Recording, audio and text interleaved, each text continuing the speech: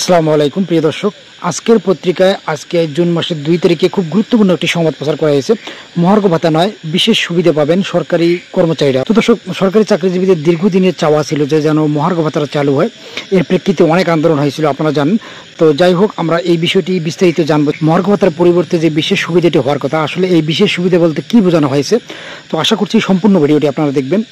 আগামী 2025-26 অর্থ বছরের প্রস্তাবিত বাজেটে সরকারি কর্মচারীদের জন্য সরাসরি মহার্ঘ ভাতার কোনো ঘোষণা দেননি অর্থ উপদেষ্টা ডক্টর সালেউদ্দিন আহমেদ। তবে তিনি সরকারি কর্মচারীদের জন্য বিশেষ সুবিধার পরিমাণ বাড়ানোর প্রস্তাব করেছেন। কিভাবে এই বিশেষ সুবিধা বাড়ানো হবে তা প্রধান উপদেষ্টার নির্দেশনার আলোকে চূড়ান্ত করা হবে বলে অর্থ বিভাগের কর্মকর্তারা জানিয়েছেন। সোমবার 2 তারিখে বাজেট বক্তব্যে অর্থ উপদেষ্টা বলেন, আগামী 25-26 অর্থ বছরের জন্য 7,90,000 কোটি টাকা ব্যয়ের প্রস্তাব করেছি, যা জিডিপির 12.7% এবং বিগত অর্থ বছরের বাজেটের তুলনায় 7,000 কোটি টাকা কম। এর মধ্যে পরিচালনা সহ অন্যান্য খাতে 5,60,000 কোটি টাকা এবং বার্ষিক উন্নয়ন কর্মসূচিতে 2,30,000 কোটি টাকা বরাদ্দের প্রস্তাব করা হয়েছে। অর্থ উপদেষ্টা তার বাজেট বক্তৃতায় আরও বলেন, 2015 সালের পর অদ্যাবধি কোনো বেতন কাঠামো প্রণীত না হওয়ার বিষয়টি বিবেচনায় নিয়ে এবারের বাজেটে সরকারি কর্মচারীদের জন্য বিশেষ সুবিধার পরিমাণ বৃদ্ধির প্রস্তাব করছি।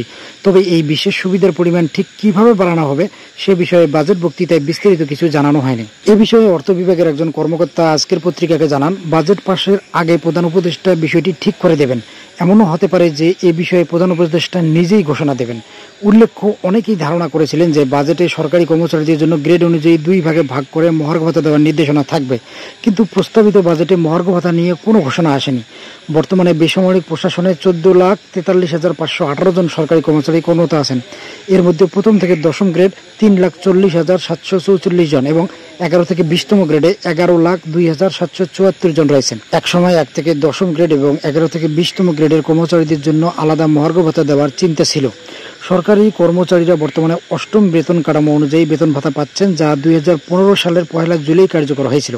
তার আগে 2009 সালের 1 জুলাই 7ম বেতন কাঠামো ঘোষণা করা হয়েছিল। সাধারণত সরকার 5 বছর পর পর নতুন বেতন কাঠামো ঘোষণা করে থাকে, কিন্তু 8ম বেতন কাঠামো ঘোষণার 9 বছরের বেশি সময় পরও নতুন বেতন কাঠামো না আসায় অনেকের বেতন গ্রেড শেষ ধাপে ঠেকেছে।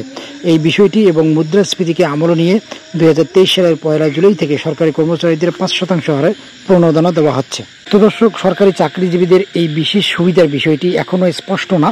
আশা করা যাচ্ছে প্রধান উপদেষ্টার মুখ থেকেই এই বিষয়ে স্পষ্ট কোনো ঘোষণা পাওয়া যাবে। আশা করছি ভিডিওটি আপনাদের ভালো লেগেছে।